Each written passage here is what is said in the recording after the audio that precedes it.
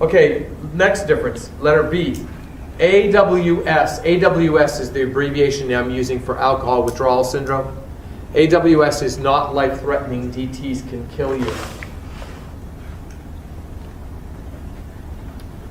C. Patients with AWS are not a danger to self or others. Patients with DTs are dangerous to self and others. The word "are" goes in there, A-R-E. They are dangerous. So here are two really big differences. AWS, it won't hurt anybody. It won't hurt you. You're stable. You're fine. DTs, you're unstable. You could die. Second big difference. AWS, they are not going to hurt anybody. Yeah, they're loud and obnoxious because they're withdrawing from a downer, which makes everything go up. They're going to be loud and obnoxious, yeah, but they're not going to hurt anybody. But a DTers, you have to assume is dangerous because they are dangerous. All right, now, those differences will translate into differences in care, which we will outline in the table below. Let's fill in this table about the differences between AWS and delirium tremens. First column, first row. Does everybody know what box I'm in? First column, first row, under AWS. Regular diet. Next box down. Same column, first column, second row. Semi-private anywhere. Semi-private anywhere. Which means they can be in a semi-private room anywhere on the unit. Same column, third row down. We're just going down that first column. Up ad lib. Up ad lib, which means they can go around anywhere they want to go. And last box in that column, no restraints. You do not restrain these people because they are not a danger to self or others. Now let's compare and contrast that with the DT's client, delirium tremens. Second column, middle column, first box, first row. NPO, clear liquids. NPO or clear liquids. Why? Why seizure? Why up? Yeah, because they were drawing from a downer, everything's going to go up, and the big up is seizure. And with seizure, you get aspiration, so you want an NPO or clear liquids. Or, you said? Yeah. On boards, sometimes they'll say NPO, sometimes they'll say clear liquids. They won't have them against each other because that would be too tough to pick, but it'd be either one. The second box down, private near nurse's station. Private room near nurse's station. Why? They're dangerous and they're unstable. See, could you put an alcohol withdrawal patient on a pediatric overflow unit? Sure. They'll be known as Uncle Wally, but and he'll be everybody's best friend, and the parents will say, but he won't hurt anybody. But in DTers, you gotta watch these DTers. In fact, DTers probably should be in ICU. Why? Because they're dangerous and unstable. Dangerous and unstable. But no self-respecting head nurse of ICU will allow them through the doors. Why? Because they're screaming and yelling like banshees, and they don't want that destabilizing the rest of their population. So they usually get stuck on step-down units. But if you, as an LPN, would you accept the assignment of a DT's client? No, because they're unstable. As an RN, would you accept the assignment? Mm-hmm. Yes, but what would you have to do with the rest of your assignment if you accept DTers on med surg? Decrease your workload. Somebody else may have to take 7 while you take 3. Okay? And remember, it's a perfect world on boards.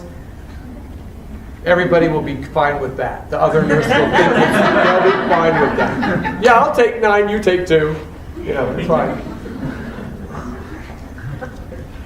So what kind of reasoning is really a kiss of death on boards? What line of reasoning? What kind of thought process that you would do in answers which would really be bad? saying, oh, I wouldn't do that because what? I don't have enough staff, I don't have enough experience, I don't have enough time, I don't have enough money, we don't have enough resources. No, on boards you have what? A perfect world. You have all the money, all the time, all the staff, everybody's cooperative, everybody's happy, everybody wants to make it happen. They even don't mind their assignment being changed every hour. Okay. Okay, let's talk about the next thing down. They are on restricted bed rest, which means no bathroom privileges. If they have to use the facilities, we have bedpans and urinals for them. And lastly, they must be restrained. Why must they be restrained? Because they are dangerous.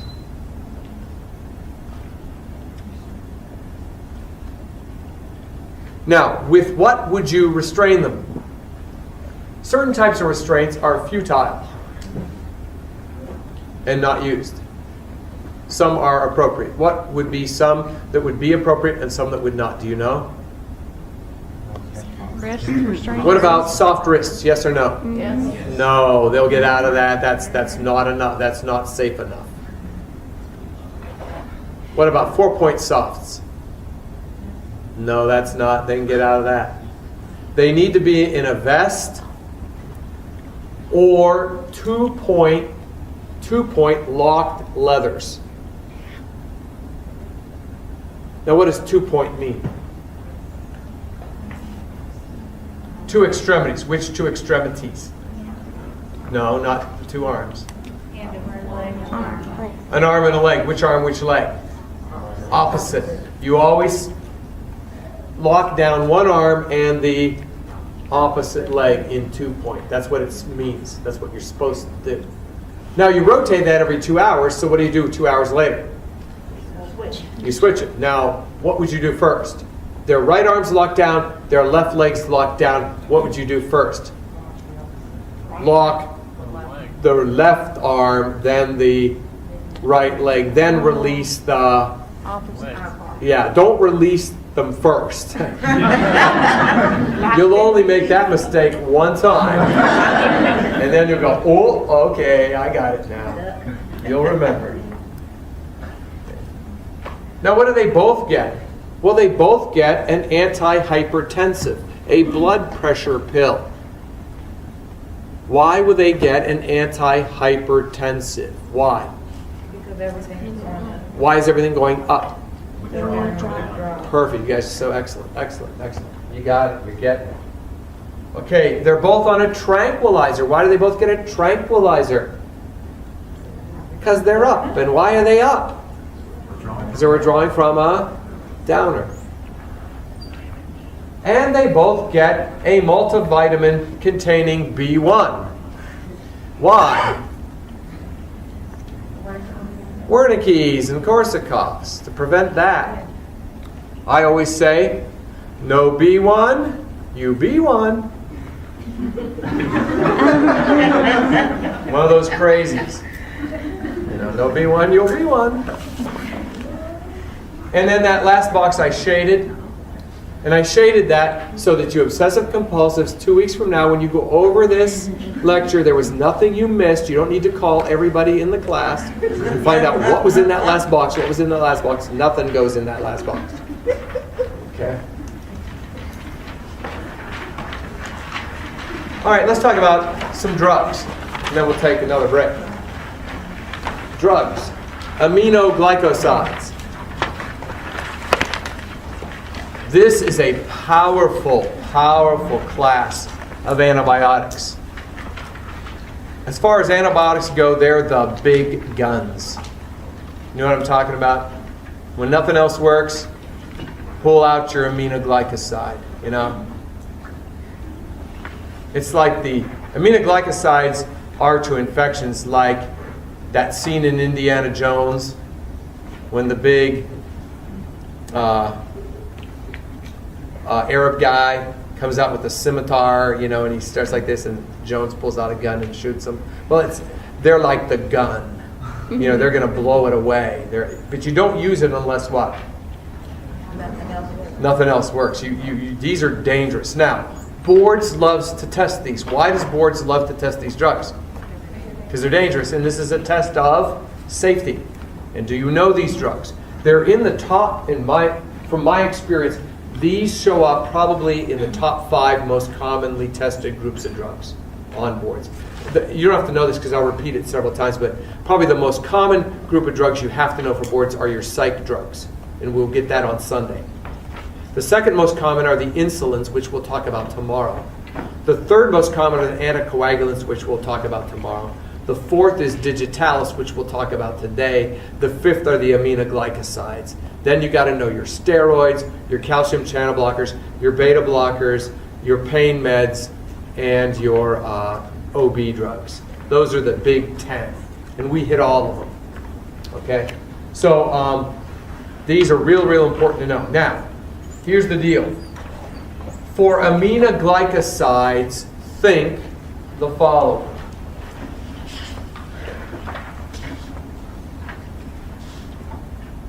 A mean old mycin. When you see the word aminoglycoside, from now on, I do not want you to think aminoglycoside. I want you to think a mean old mycin. Do you hear the similar sound? Amino, amine old. Amino, amine old.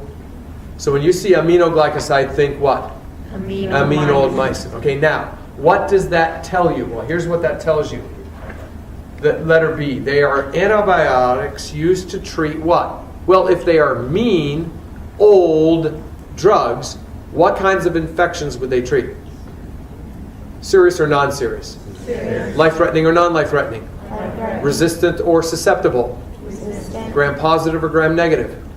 Gram-negative. So you got the resistant, serious, life-threatening, gram-negative infections are treated by what? A mean old mycin. So you treat a mean old infection with the mean old mycin. Do you hear what I'm saying? So would you use these drugs to treat sinusitis? No, Why? not. It's not. It's not a mean old infection, so don't use a mean old glycoside. What about tuberculosis? Ooh, that's a mean old infection. I use a mean old mycin. What about septic peritonitis? Yeah. Is that a mean old infection? Yep, so I use a what? A mean old mycin. What about otitis media? No. Middle ear infection. Is that a mean old infection? No. No. Do I use a mean old mycin? No. What about bladder infection? No. What about fulminating pyelonephritis? Yeah. Septic shock. Yeah.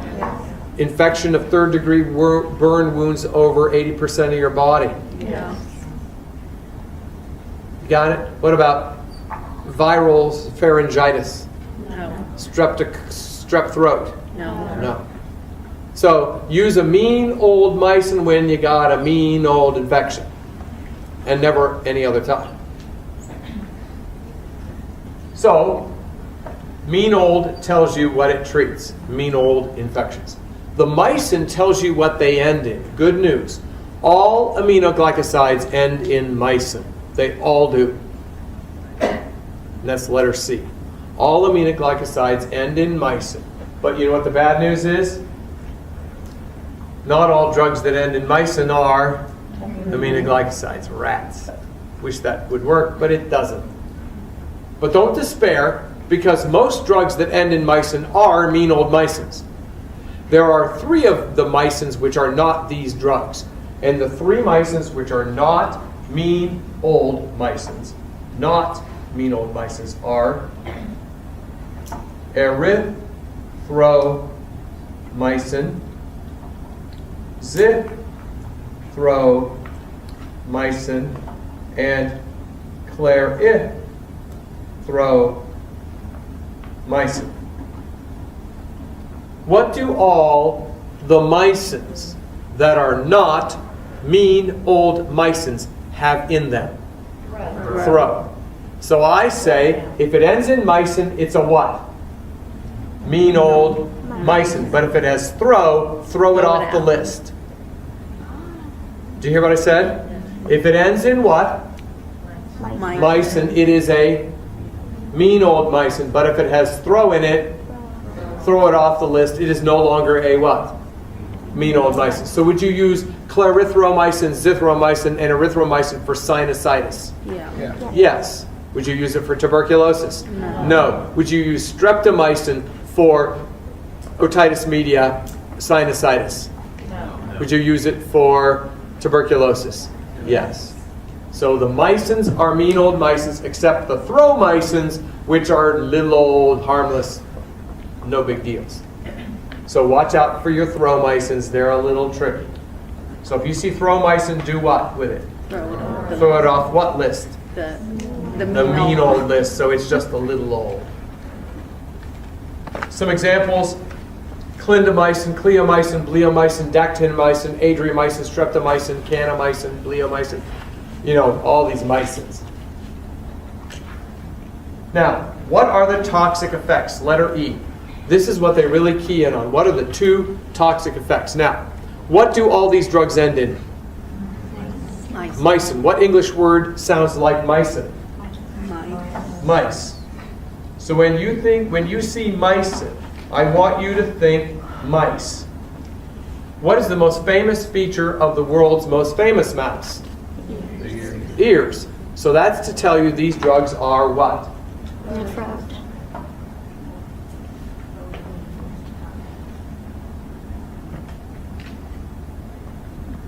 When you see mycin, I want you to think of mice. When you think of mice, I want you to think of ears. And when you think of ears, I want you to recall, oh, they are ototoxic.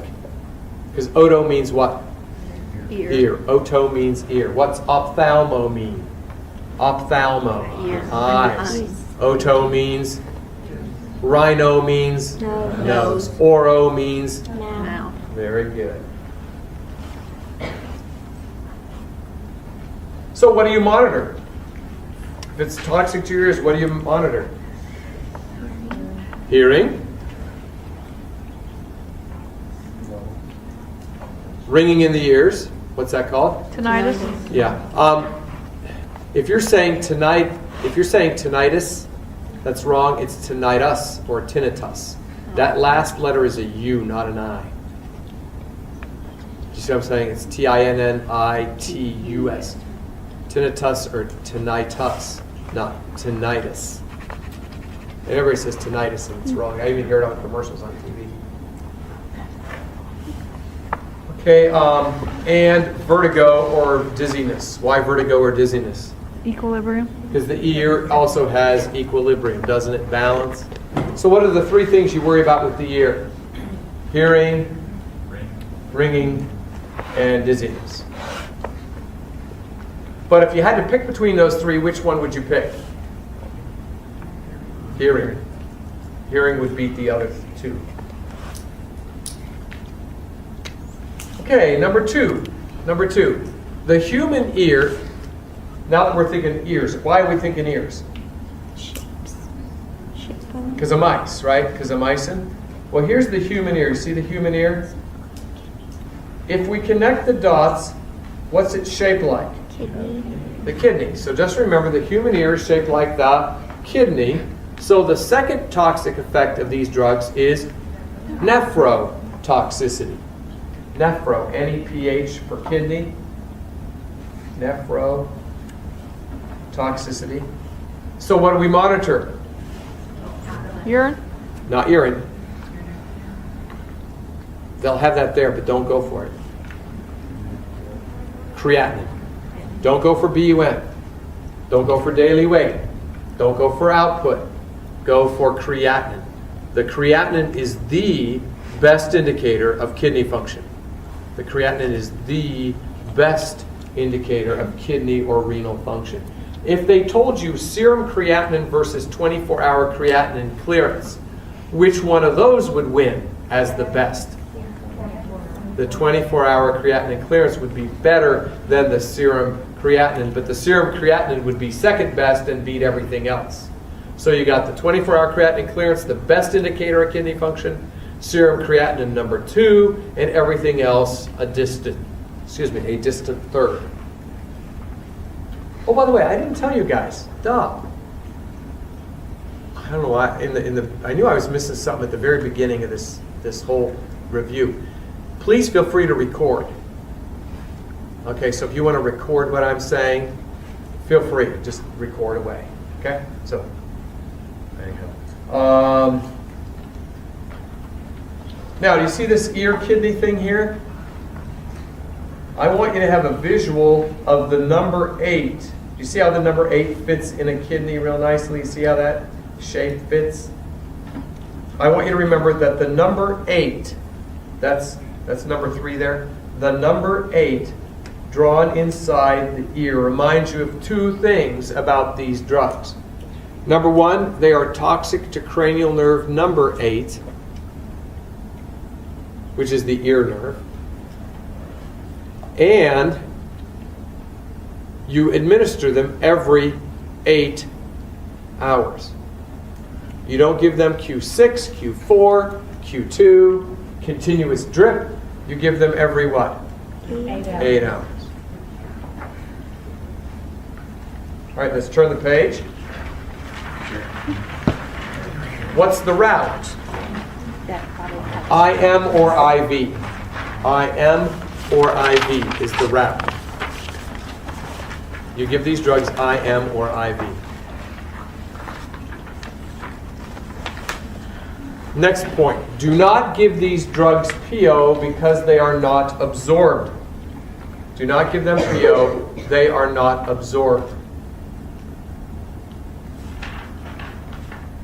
So if you give a oral mycin, what will happen? It'll go into your gut, dissolve, and do what? Go right through, and you're making expensive stool. Because it's not going to be what? Absorbed. And if it's not absorbed, it will have no systemic effect. That's why it has to be given IV or IM. Not because it's going to hurt you, it just isn't going to do anything. Now, except in 2 cases. There are 2 cases where we want to give these mean old mycins orally. And the first case is hepatic encephalopathy, called hepatic coma. Have you heard of liver coma or hepatic coma? I hope you've heard of it, at least heard of it a little bit. It's when your ammonia level gets too high. Do you remember that? The ammonia gets up there and it pickles your brain, and you go into a coma and you could die. Well, what is the treatment goal in hepatic coma? Reduce what blood level? The ammonia. The goal in hepatic coma or hepatic encephalopathy is to get the ammonia down. That's the goal. Well, oral mycins will do that. Because what will oral mycins do? Well, they will dissolve in your mouth, right, in your gut, and go through your gut and kill gram-negative bacteria in your gut. So it will sterilize your bowel. Do you know what the number 1 producer of ammonia in your body is? The E. coli in your gut. And if I can kill the E. coli in your gut, what do I do to the ammonia level? I decrease it. And would that help here? Yes. Yes. And because these people have liver damage, we don't want this drug to ever get to their what? Liver. Or liver. Because it could hurt the liver. Will it ever get to their liver if taken orally? No. It'll go in one end, sterilize the bowel, and go out the other end. Do you see where this is a perfect drug for this? It's going to kill the E. coli, reduce the ammonia level, and it won't harm the damaged liver because it's not going to be absorbed. It's designer drug. Plus it makes you have diarrhea, which makes you get rid of stuff too, which is double better. The other time they want you to give it is in pre-op bowel surgery. Why would you want to give an oral mycin? Why would you want to give an oral mycin before bowel surgery? Why? To sterilize the bowel. Clean it out. Better than enemas. So for a few days before bowel surgery, what might a patient take? An oral mean old mycin. Will we have any ototoxicity or nephrotoxicity with this? No. Why? It's not absorbed. Now, if it went IM or IV, we would have ototoxicity and nephrotoxicity, but because it's not absorbed, we won't. So in both cases, the hepatic encephalopathy and the pre-op bowel, what did the oral mycin do? It sterilized your bowel, did it not? So what is the number one action that an oral mycin will have? Sterilize the bowel. So these oral mycins are called the bowel sterilizers. Now, there are any of these drugs would do it, but there are two of them that are used exclusively for bowel sterilization, and they are neomycin and kanamycin. Neomycin and kanamycin. So what do I want you to remember about neomycin and kanamycin? That they're bowel sterilizers, right? Because that's all they're going to be used for. They're taken orally for the purpose of sterilizing your bowel. So you have, whenever you see neo or can, what should you think of? Bowel sterilization. Now, how do I want you to remember that? I have this. Do you see where it says this? Do you see it says, remember this military sound off? Do you see that? Do you remember, did you ever see or hear or experience a military situation where the troops are marching down the road or jogging down the road and the drill sergeant says, da-da-da-da-da-da-da, and the troops go, sound off, 3, 4. You know what I'm talking about, like a cadence? Do you got what I'm talking about here? Well, think of this military cadence. It's rather weird, but it'll work for you. The question that the drill sergeant asks, you see the cue there? The question the drill sergeant asks is, who can sterilize my bowel? Okay, who can sterilize my bowel? That's what the sergeant asks. Well, the troops are going to shout something back.